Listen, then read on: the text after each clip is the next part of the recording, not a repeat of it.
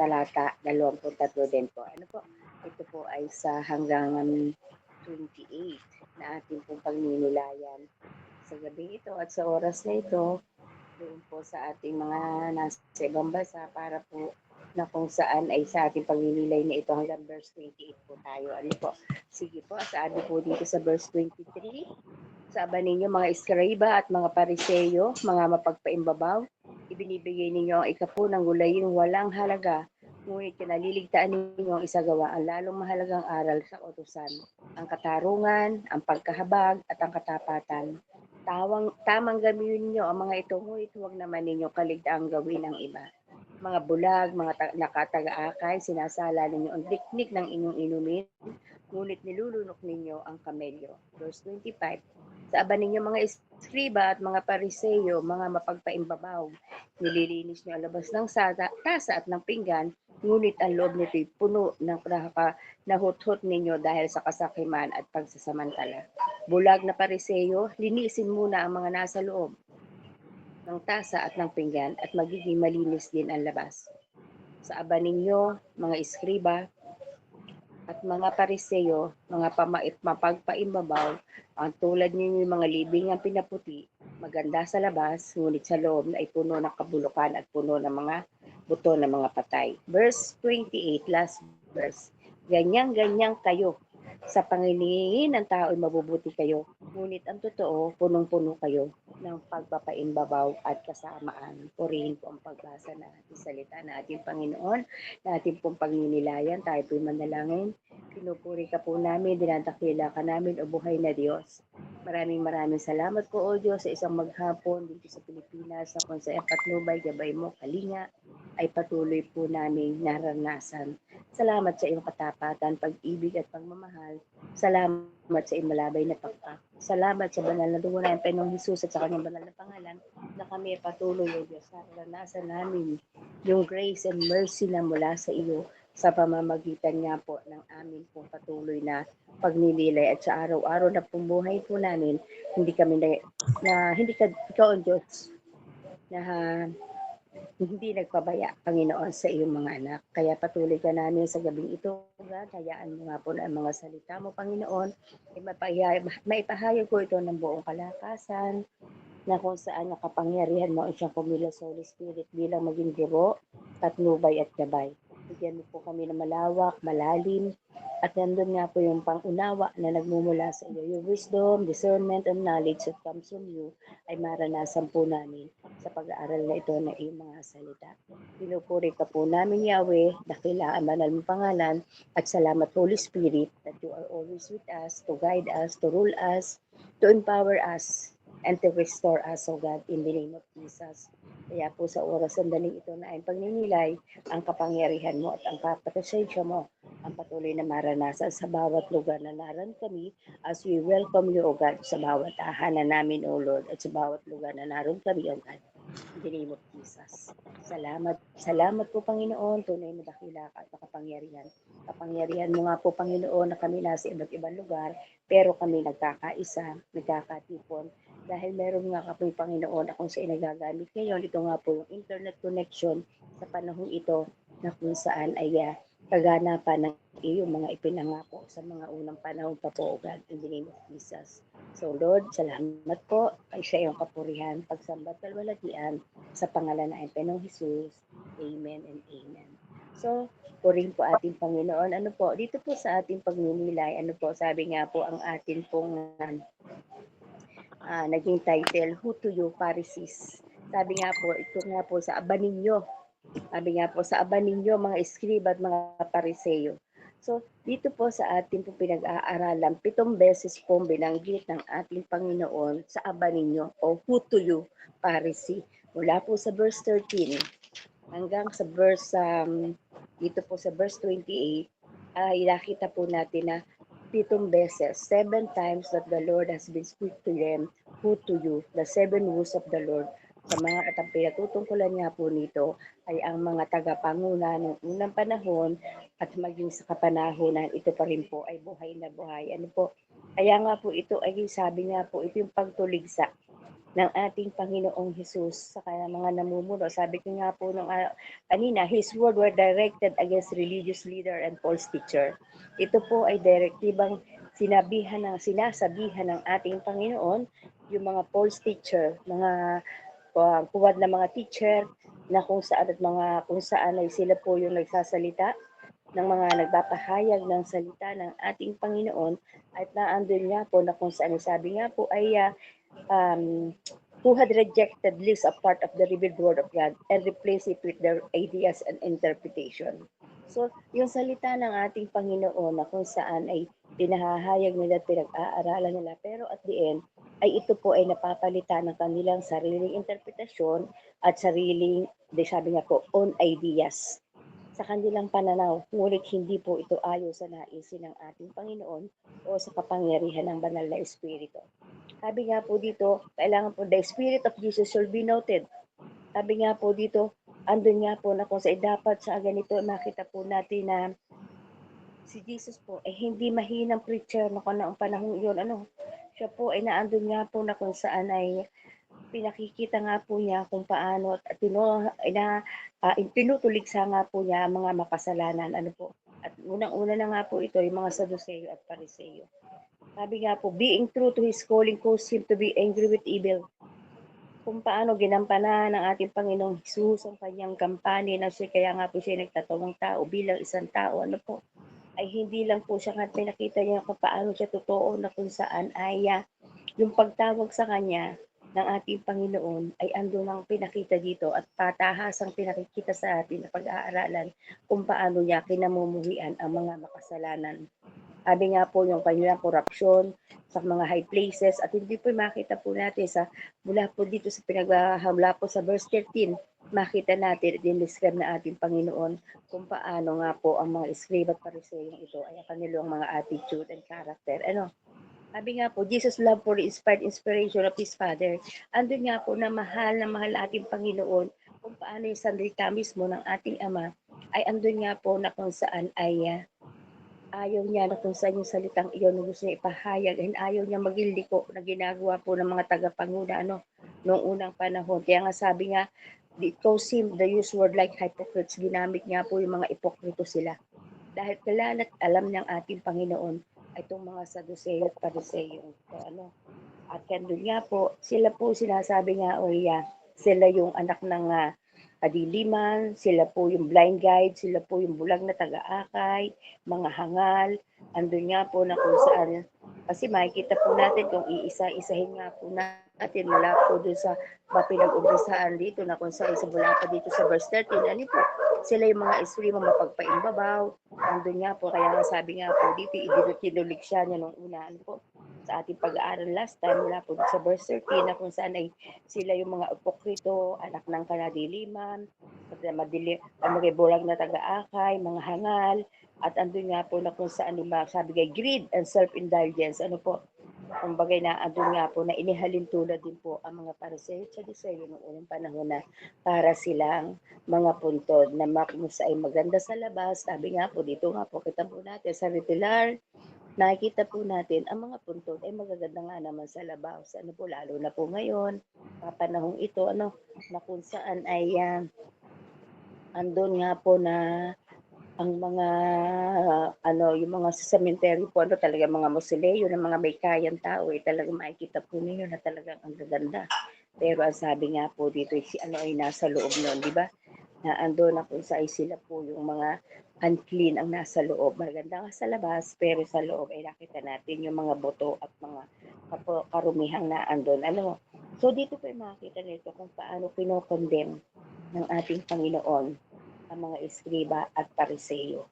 So dito po sa verse 23 nga po sa ating pag-aaral na ito, dito sabi nga po dito ay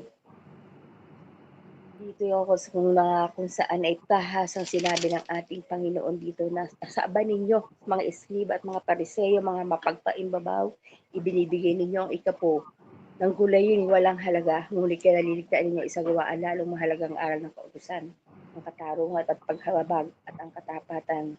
Diba, tamang gawin ninyo ang mga ito, ngunit huwag naman ninyo kaligtaan gawin sa iba. So, it's possible to obey the details of the law. ito nga po dapat andun nga po dinidetail dito na ating Panginoon kung paano dapat sundin ang batas but still disobedient in our general behavior. Meron po tayong mga pagkakataon na andun nga yun yung utos ng ating Panginoon na tayo ay dapat huwag magito na kung saan ay kagaya ng mga eskriba at saduseyo na kung saan alam niyo po na i-share ko lang ano po yung pong aking cell group nag-share kahapon habang sa aming pagtitipon last week daw na kung saan yung first week pagka-uwi daw niya doon po sa barangay na aming doon sa cell group ko sa barangay na yun pag ganitong summer may mga dumadayo po dong mga kumbaga misyonaryo na kung saan ay makikita nyo iba't ibang lahi. Ano, kasi mga black people sila. At sila po yung nagagather doon nila. Ginagather nila yung mga bata doon at sila paikot-ikot doon sa mga kabahayan doon. Sila yung iniwisikan nila yung tubig. Iniikot nila lagi kasi ganitong period na summer, siguro yung schedule nila yon. At doon po sa barangay na yon ay wala pa talagang iglesia. Meron sila doon ay walang iglesia ng born again at ako lamang po yung meron cell group doon. Yung mga pumupunta pero permanent na kung saan nagsiserve ako po yun. So nung dumating daw nung sabi nung aking isang cell group, ano siya sa akin kahapon after ng aming fellowship. Pastora, may isi-share ako sa inyo. Last week after ng ating mag-service, ako'y tinawag sa bahay.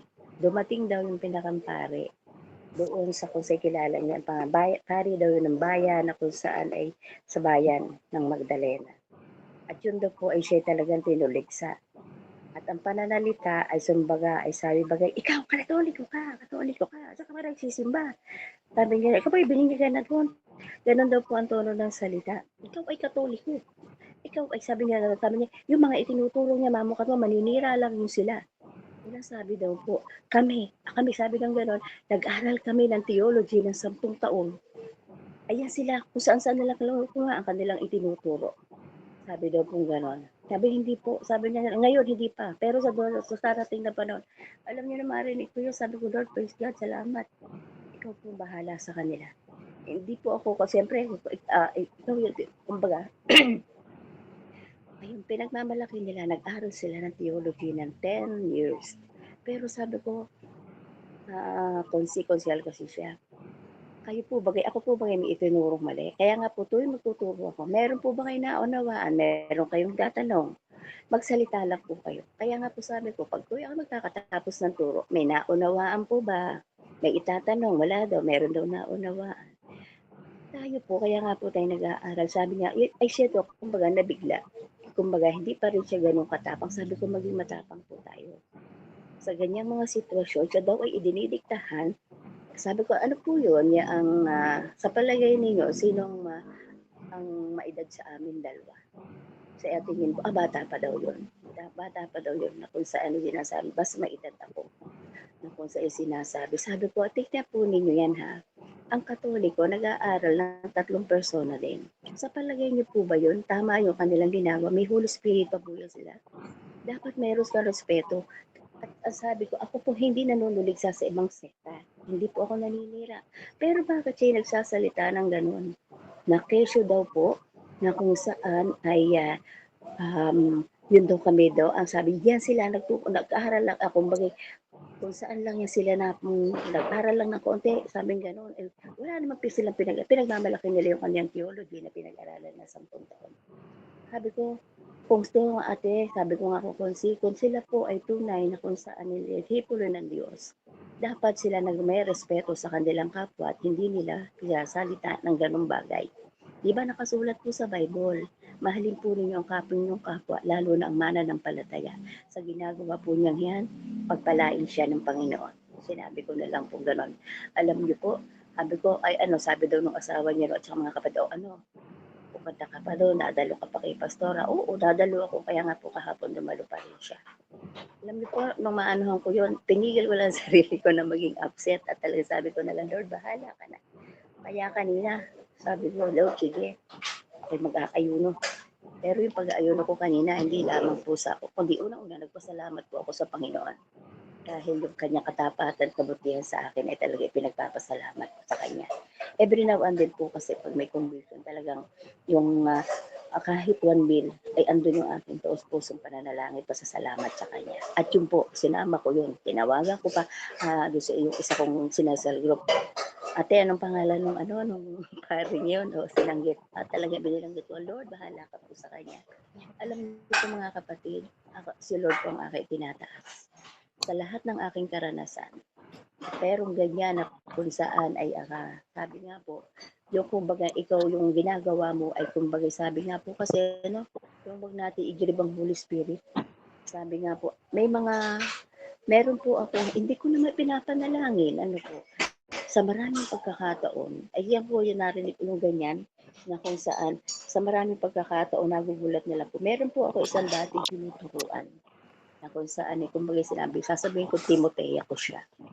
Aba, ay nung nang malaon ay nagka-backslide na kung ano nang sinabi, sabi niya, kasi minsan nasasabihan ko yung mga bata, mga anak niya na kung saan ay makukulit, bata pa. O, sabi ko, huwag kayong makulit, ganito ba, ay like, matataray daw ako sa kanya mga anak. Alam niyo po, nagbumitaw siya.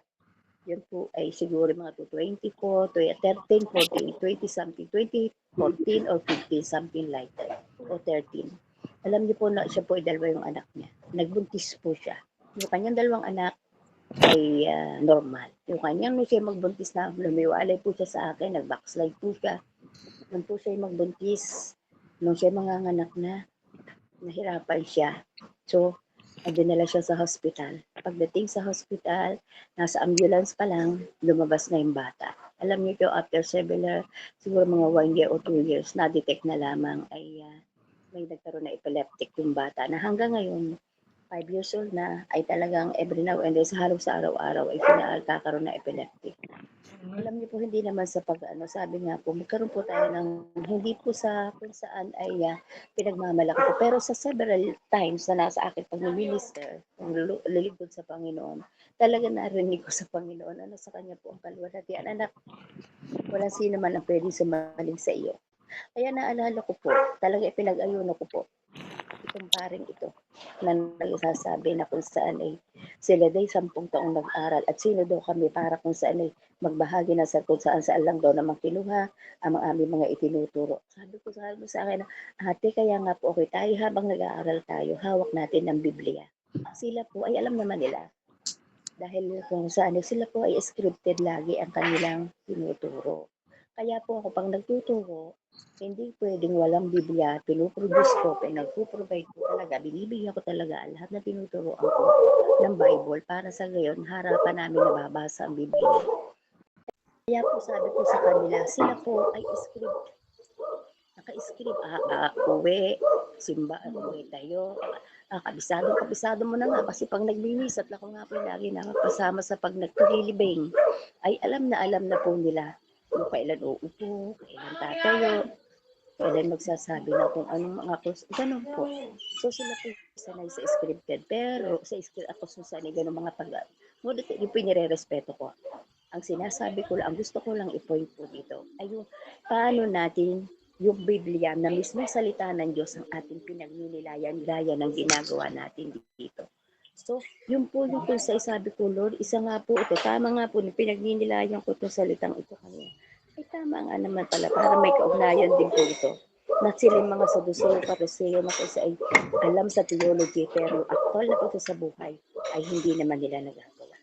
Kasi kung ikaw ay tunay na puspos ng malala espiritu, sabi ko nga po, ate sila po ang Katoliko naniniwala sa tatlong persona. Pero bakit ang banal na espiritu kung sila puspos ng Holy Spirit, hindi sila magsasalita ng gano'n? Dapat ikatutuwa pa nila at hindi na wala silang karapatan na sabihin, ikaw ay Katoliko, ikaw ay Katoliko. Sabi daw gano'n. Sabi ko, ganyan po magtono ng salita o po pastora. Pero later and po naging malumanay na. Nang daw magkaano na. Basta ang sabi daw sa kanya, ay wag na daw sumimba dito, wag na pumunta dito, saan pag-aaral. At siya daw ay tumimba daw doon pag-aaral na linggo. Yun po ba? Sabi nga po, so dito po sa ating pag-aaral, makita po natin na sila nga po yung huwad na isa ay makikita, kasing haling kahulugan po, na kung saan ay pinakikita. Kaya nga sabi nga po dito sa ating pag-aaral, kumbaga sila nga po ay parang kung saan ay tamang-tama doon sa ating tema ngayon yung naranasan kong i-clear sa akin ang aking Bible study sa aking cell group kahapon. Ano po? Kaya po ito yung mga behavior na kung saan ay hindi kalooban ng ating Panginoon. Sabi nga po, God refused to give kumbaga, yung kung saan ay ayaw na ayaw ng ating Panginoon yung ganitong mga bagay. Sabi ko na nga po, hindi po ako nagsasalita. Kasi po tayo, huwag tayo magsasalita ng negatibo, basta pag-pray po natin. Kaya nga sabi po, pag hindi karapat-dapat yung pray na yun sa kanila, ay di tatalbog sa kanila at sa atin babalik. Kaya nga dapat pag ganung mga sitwasyon, wisdom na kung saan kailangan po natin. Hindi natin kailangan makipagtalo, pero yung ganun pagpapaliwanag po sa mga tinuturuan po natin para hindi sila malayo. Kaya sabi ko nga po, ate, yan po yung sinasabi sa Bible, na huwag tayong parang uhay na kung sa'y sinisiklot-siklot lang sa dagat, na kung sino lang ang kung sino ang kung saan iaagos lang tayo. Kailangan po yung panindigan po natin, yung pananampalataya, yung maging stand firm po tayo ng ating Panginoon na siyang ating Panginoon, yun po yung ating titingnan, hindi po ang religion. Lagi ko inimpasay sa kanya, sila po nakatingin sa religion dahil sila daw nga po katoliko. Ikaw ay sa katoliko, ikaw ay sa katoliko. Ate, tingnan ninyo po yan. Sabihin po natin, di ba, tinuro ko na sa inyo, hindi po religion, hindi relasyon ang ating ini-establish sa ganito. Kaya ako nagba-Bible study para ma-establish po natin ang ating relasyon sa Panginoon. So, dito po, makita nga po natin na kung saan ay pinakita nga po dito kung gaano ka ginagawa at yung po sa kapanahunan ay nangyayari pa rin po. Sa verse 24, ang sabi nga po dito, mga bulag na taga-akay, sinasala ninyo ang niknik sa inyong inumin, ngunit nilulunok ninyo ang kamelyo. So dito po ang mga Pariseo, sabi nga po, strain the water so they wouldn't accidentally swallow or not. Yung pong unclean insect na ito po yung kung sinasabi na kung saan ay yung niknik na ito, ano po na sinasala daw ng mga Pariseo, talinhaga ng aturo ng ating Panginoon. Meticulous about the details of ceremonial cleanliness. Ito po yung kung paano nga po yung sila naglilinis ng mga kung saan ay yung ceremonial nila, but they never had their own perspective in inner purity. Panlabas na panlilinis kasi nga po kung makikita po natin, marami nga pong alituntunin ng mga Saduceo kung paano sila maglilinis, yung paghugas ng kamay at ng paa, di ba? Minsan nga po, di ba itong mga tauhan ng alagad na ating Panginoong Jesus na sila na namamaybay sa alit sila kumain ng ukay ng trigo na sabi ng mga iskribe, di bakit hindi ko sila naghuhugas ng kamay? Di ba yung mga ganun po baga? Kaya nga ang sabi nga po dito, unclean insect. Mga kung saan din dito sinasabi niya, ceremonial clean in the outside, but they are corrupt heart. Sa panlabas lang ang kanilang pakita, pero sa puso't isipan nila, wala sila. Kumbaga sa atin ngayon, wala sila yung hindi kumikilos ang Santong Espiritu sa kanila. Dahil sa kanila nga po, kumbaga, sa ganong pananalita, makita po natin, sila po ay ano lang sabihin natin sa academic o sa theology, bospos sila sa ganung theology. Pero yung inspiration ng banal na espiritu na siyang gabay natin ngayon ay empty po sila. Kasi kung meron, bakit ko po nasabi, they have to respect. Dapat nire-respeto nila ang kanilang kapwa na sinabi sa 2 Peter. You have to respect your kapwa mo, Kristiyano. Ay sila ba kung sila ay mayroong ganong respeto? Kaya sabi ko, ay bata pa siguro ito. At ang alam lang niya ay yung mga theology na kanya napag-aralan for 10 years daw. Pero deep within yung pag-inspire ng Holy Spirit na dapat nakikita ay yung po ang wala sa kanila. So hindi tayo nagmamagaling kundi makikita po natin the difference kung paano yung mga born again na tayo nag-aaral, nininilay, pinagninilayan at habang tayo nagninilay, ang Santong Espiritu ang pumikilo sa atin. Hindi po dapat sabi nga po, hindi panlabas na ano lang tayo malinis, kundi sa loob na sa loob. Sabi nga po, corrupt heart sinabi dito po sa ating mga pusa ay madumi ang puso. Sabi nga po dito sa 25 to 28, sa aba ninyo mga iskriba at mga pariseo, mga mapagpaibabaw, nililinis nyo ang labas ng tasa ng pinggan. Ngunit sa loob nito puro nawuthot ninyo dahil sa kasakiman at pagsasamantala. Bulag na pariseo, linisin ninyo ang loob ng tasa at ng pinggan at maging malinis din ang labas nito. So dito po, Jesus condemned the Pharisees and the religious leader for outwardly appearing saintly and holy, but inwardly remaining full of corruption and greed. So, sa atin po, ito po habang tayo nagnililay mga kapatid, mga kananayan, dapat po inside and out, maging malinis po tayo. ano po, minsan talaga matutukso po tayo gumawa sa pananalita. Pero salamat sa Holy Spirit dahil patuloy nating inaanya ito empower us, yung bunga ng banal na Espiritu, magkaroon po tayo ng self-control, magkaroon tayo ng love, kindness, goodness, and faithfulness, at yun po sa mga ganung bagay, ang kulang yung mga ganito kung saan ay mga nag-aral ng theology. More on theo sila, more on academic, kumbaga, more on books sa kanilang pag-aaral, pero yung application, kulang. Yung holiness, kindness ng ating Panginoon, hindi po makita sa kanila. Ano po, sabi nga po dito, living our Christianity merely a show to others is like a washing a cup in the outside only. When we are clean in the outside, our cleanliness on the outside won't be a show. Kaya po, hindi lang dapat yung panlabas na anyo ang dapat makita natin, masigit yung puso natin, yung innermost being natin. Na huwag tayo maging kagaya nga po sinasabi dito, huwag tayo maging magpagpaimbabaw. Kumbaga, sinasabi ko sa kung tayo kung dito kasi kung titingnan po ninyo dito sa atin sa Bible, talagang kita natin kung yung power ng Panginoon, kung paano sa aba ninyo mga iskriba, dahil makikita po na natin yung exclamation point ng nasa Bible.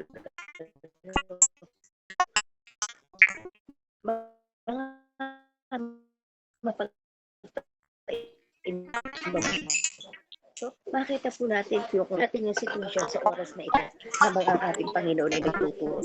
Kung ating pong titingnan, talagang exclamation point ang nakasulat sa ito. So, kipil natin kung gaano kagalit ng ating Panginoon sa mga taong kung saan ay nagbuwak kung saan ay punong-puno ng kadumihan ng kanilang puso. Bulag na pariseyo, sabi ng ating Panginoon, linisin mo na ang nasa loob ng tasa at ng pinggan. So, yun po, pinakikita sa atin, we must be clean inside, muna, kung paano gusto natin na tayo ang labas natin pang anyo ay maganda, malinis, o kaaya-ayos sa paningin ng ating kapwa, sa paningin ng ating Panginoon. Lalo tayo maging malinis pag magitan na laman ng puso at isipan natin. Kaya nga po, kinukondina ng ating Panginoon yung mga kung saan ay ganitong mga bagay. Ayaw ng ating Panginoon na tayo ay maging kagaya nito. Kung saan ipinakikita na kung saan ay kung tayo, kaya nga po, ayan, sa atin nga pong mga panalangin, paglilinis, di ba nagpapalinis nga muna natin. Yun. Bago tayo mag-minister, talagang aminin natin na tayo ay hindi karapat-dapat. Dahil at ang kapangyarihan lang ng Santong Espiritu asa sa atin, kaya tayo ay merong kung saan ay karapatan para tayo magbahagi dahil sa mercy and grace ng ating Panginoon. Kaya po mga kapatid, ito po isang bagay na pinakikita sa atin. Huwag tayo maging kagaya ng mga eskriba, mga pariseyo, eskriba na ito. Alam theology, alam ang batas, alam mga panuntunan bigay ng ating Panginoon. Pero doon lang at pagdating naman sa application, kulang. Kaya huwag po tayo magpagpaimbabaw. Yun na nga po, sabi nga po dito, mababalkan po natin itong kung saan ay yung 10% na kung saan ay bilang din po kasi dito kung babalkan po natin sa verse 23, ibibigay ninyo ito po ng gulayang walang halaga, ngunit kinakaligtaan ninyo isagawa ang lalong mahalagang aral ng kautusan, ang katarungan, pagkahabag at katapatan. Tamang gawin nyo mga ito, ngunit huwag naman ninyong kaligtaan, gawin ang iba. So kumbaga, sa utos ng ating Panginoon, meron tayong susundin at meron hindi. Ay, huwag na yan, dito lang ako. Hindi po. Kailangan payatas po ang ating pagsunod. Kaya nga po sa pagninilay po natin mga kapatid, tayo nababago ng nababago at binabago ng ating Panginoon. Ano po? Na kung saan kaya nga po, sabi nga po kasi, wag lang pong sa ating pag-aaral ay kumukuha tayo ng information. Kailangan ay sasaliksikin natin. At lagi nating i-meditate. Not just information, kung tayo nagbabasa nga po ng Biblia, kundi isik po natin mga kapatid ang kahulugan na dapat nating makita sa salita ng ating Panginoon na kung saan ay punto po mula sa 23 ito na ilang beses na binanggit ng ating Panginoon na who to you, Pharisee. Dito kita natin yung tigas at kapangyarihan ng ating Panginoon kung paano i-correct yung mga scribe at mga pariseyo. Ngayon din po sa atin. Ilagay natin ang ating sarili. Lord, ano po ba yung aking pagkukulang dito? Ano po bang kaugalian, kilos sa mga pariseyo at eskribang ito na mayroon din ako.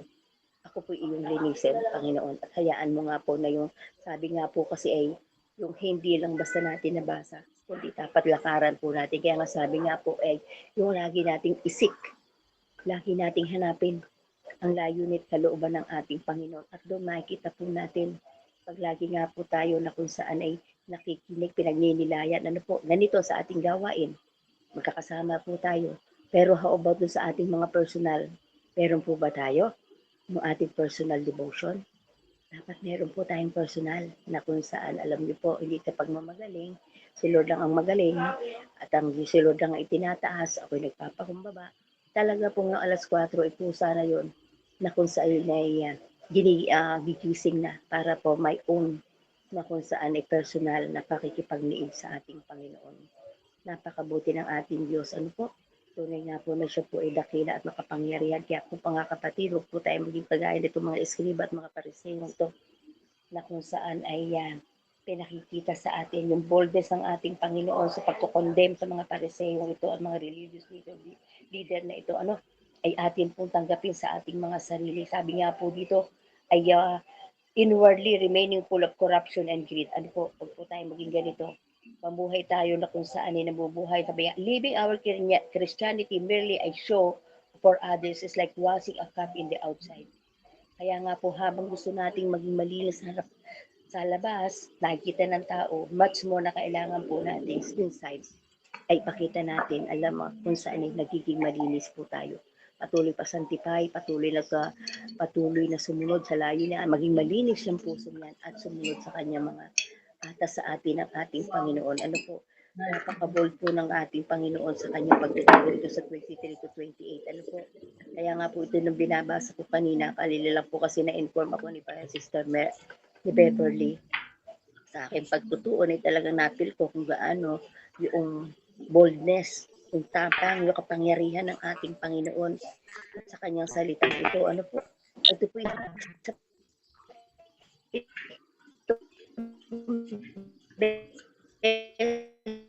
beses 27. Itong beses na kung sa ay huto sa aba ninyo, mga iskriba at mga pagpaimbabaw. So ito po ay dapat maging totoo po tayo sa harapan ng tao, sa harapan ng Panginoon, maging totoo po tayo. Tulong sa atin na tayo ay maging matapat, maging malinis inside and out, spiritually mga kapatid. Tayo po'y manalangin.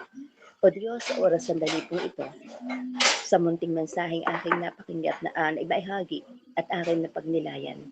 Ikaw po ang Diyos na mangungusap, Ama, sa ating mga kapatid na narito.